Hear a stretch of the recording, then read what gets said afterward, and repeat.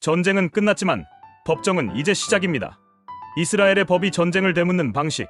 전쟁이 끝났습니다. 포탄은 먹고 전투기도 돌아왔죠. 이제 모두가 휴식을 취할 때쯤 이스라엘에선 한 가지 기묘한 현상이 벌어집니다.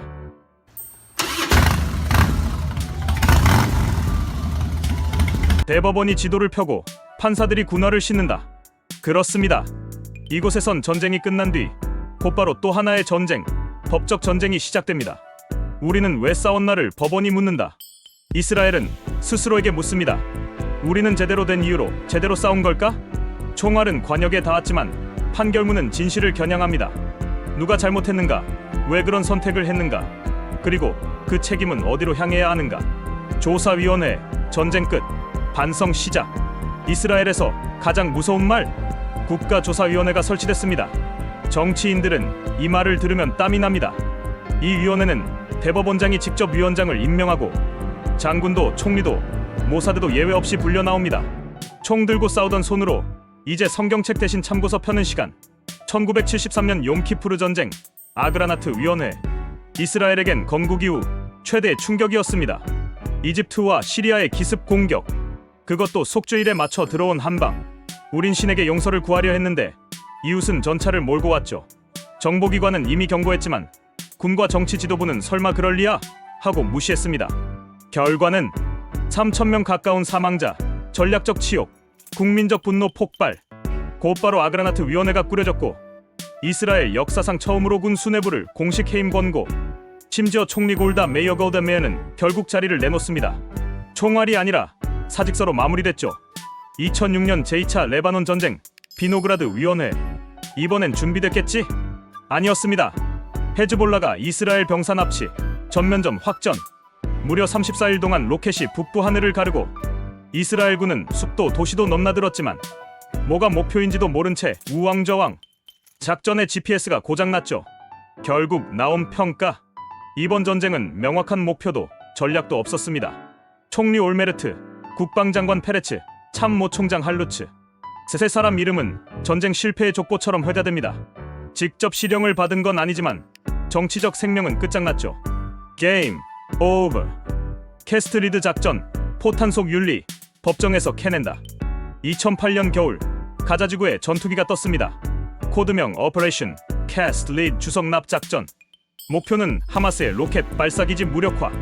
하지만 결과는 민간인 사망자 약 1,400명, UN 학교, 병원, 모스크까지 폭격 대상. 백린탄 논란. 국제사회가 들고 일어납니다. 그리고 등장한 골드스톤 보고서. 양쪽 모두 잘못했지만 이스라엘은 특히 좀 더 많이 잘못했어.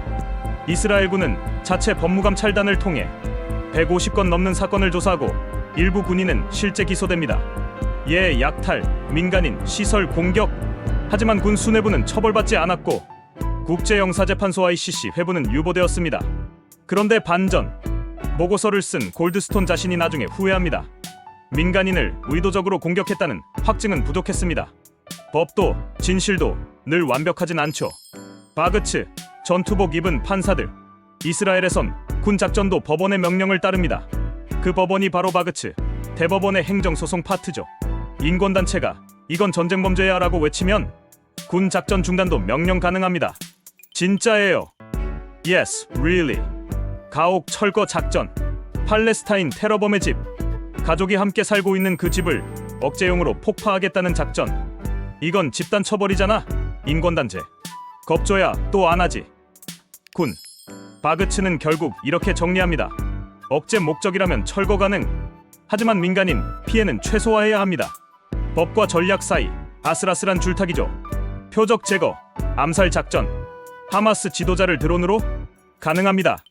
단 조건이 있습니다. 바그츠는 명확히 말합니다. 대상이 적법한 군사 목표일 것. 비례성 원칙 준수. 사전 정보 분석과 사후 보고 필수. 그래서 이스라엘에선 암살도 체크리스트 기반입니다. 죽이더라도 합법적으로 죽여라. 이스라엘의 전쟁은 전장에서 끝나지 않습니다. 그 후에는 법정이, 위원회가, 판사가 다시 시작합니다. 왜냐고요? 모두가 군 복무를 하는 나라라면 법도 모두에게 복무해야 하죠. 이것이 이스라엘이 싸운 후 스스로를 되짚는 방식입니다. 이 법은 누구 편인가요? 중립의 이상과 현실 사이. 이스라엘의 법과 전쟁, 그리고 정치? 이스라엘에서 전쟁이 끝나면 군인들이 돌아오고 정치인들은 해명하고 판사들은 마이크를 잡습니다. 자, 다들 앉으세요. 이번엔 법이 말할 차례입니다. 그런데 여러분, 궁금하지 않으세요? 과연 이 법이라는 게 진짜 중립일까?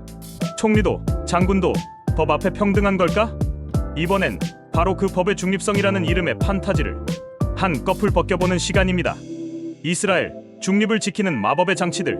이스라엘은 단순한 사법 제도를 넘어서 중립을 설계한 시스템 공화국입니다. 대법원의 독립성. 대법원 판사는 정치가 아닌 사법위원회를 통해 선출됩니다. 법관 3명, 장관 2명, 국회의원 2명, 변호사 2명. 즉, 총리 마음대로 임명 불가. 한마디로 이 법정엔 대통령 VIP석도 없습니다. 군, 법무감찰의 독립 권한. 전쟁이 끝나면 군 내부에서조차 군을 조사합니다. 정보기관, 사령관 모두 수사 대상 가능. 이건 마치 군인이 군인을 잡는 거죠. 우린 같은 군번이지만 법 앞에선 그냥 피의자일 뿐이야. 조사위원회, 대법원장이 위원장을 정한다. 네, 장관도 아니고 국회도 아니고 대법원장이 직접 조사위원회 수장을 정합니다. 이 전쟁 왜 망했나요를 군이 아니라 법원이 묻는 나라. 그게 이스라엘입니다. 인권단체와 시민의 실시간 소송 가능. 팔레스타인 민간인 사망 바로 대법원 청구 가능. 군 작전 중단 요청도 가능. 작전 전에도 선제 소송 가능. 이스라엘에서는 총보다 빨리 나가는 게 고소장입니다. 자, 그런데 진짜 중립이었을까? 이쯤 되면 다들 고개를 끄덕이죠. 와, 이 정도면 진짜 공정한 나라잖아? 그런데 말입니다. 이 중립이라는 말 의외로 쉽게 깨집니다. 사레일 사브라샤틸라 학살, 샤론은 살아남았다. 1982년 레바논 난민촌에서 학살이 벌어졌습니다. 범인은 기독교 민병대였지만 그들을 들여보낸 건 이스라엘군. 카한 위원회는 판단합니다. 아리엘 샤론 국방장관 간접 책임 있음. 장관직 내려놓으세요. 그런데요, 그는 국방장관직만 내려놓고 그 후 총리가 됩니다. 중립이란 말, 사람 따라 의미가 달라지죠. 사레이 비노그라드 위원회 결론은 나왔는데 책임은 안 졌다. 2006년 헤즈볼라와의 전쟁 실패. 위원회는 총리, 국방장관, 참모총장 모두 전략적 판단 실패라고 공개 저격. 그런데 총리 올메르트는 꿈쩍도 안 합니다. 정치적 압력은 있었지만 법적 강제력은 없었던 것. 결국 물러난 건 전쟁 때문이 아니라 뇌물죄로 실형받았을 때였습니다. 법이 날 흔들진 않았지만 돈이 발목 잡았지. 사례 3 2023년 사법개혁 바그츠 해체 시도. 현 총리 베냐민 네타냐후. 그가 꺼낸 카드 사법개혁. 내용은 이렇습니다. 대법원이 정부 결정을 비합리적이라며 막지 못하게 하겠다. 즉, 바그츠의 실질적 무력화. 이건 판사 입장에선 이렇죠. 우리 칼 뺏겠다는 거야? 시민 수십만 명이 거리로 나왔고 군 예비역까지 항해 시위.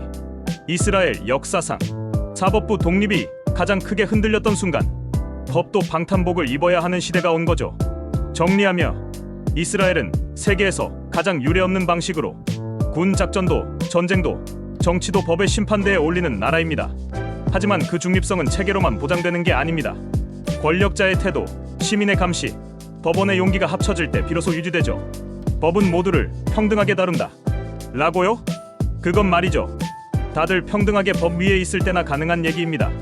이스라엘의 독특한 자체 리뷰에 대한 이야기 다음 편에서 계속 이어집니다.